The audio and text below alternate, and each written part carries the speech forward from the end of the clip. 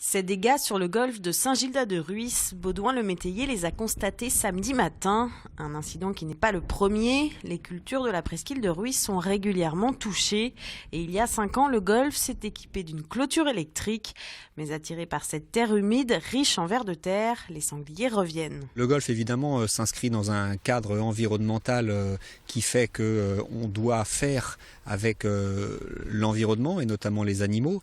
Mais ce que l'on souhaiterait, c'est limiter les dégâts et les passages de sangliers. On veut faire un état des lieux, dire qu'il y a un problème, il existe, donc on voudrait que le sujet soit posé et qu'on essaye ensemble de trouver des solutions. Dès ce week-end, les chasseurs sont intervenus pour trouver les animaux. Selon eux, 4 sont à l'origine des dégâts. Si la Bretagne ne fait pas partie des régions les plus densément peuplées par ces animaux, leur présence augmente. Il faut être vigilant. À la fin de la saison de chasse, c'est-à-dire fin février, il faut pas laisser trop. Tous les week-ends, on les cherche. Si on les trouve, on les chasse. On n'est pas submergé, on va dire. Mais il y a des points noirs. Et ici, ça fait partie d'un point noir. Ça fait partie d'un point noir, c'est pas tellement qu'il y a beaucoup de sangliers, c'est qu'il n'y a pas beaucoup de culture par rapport au biotope.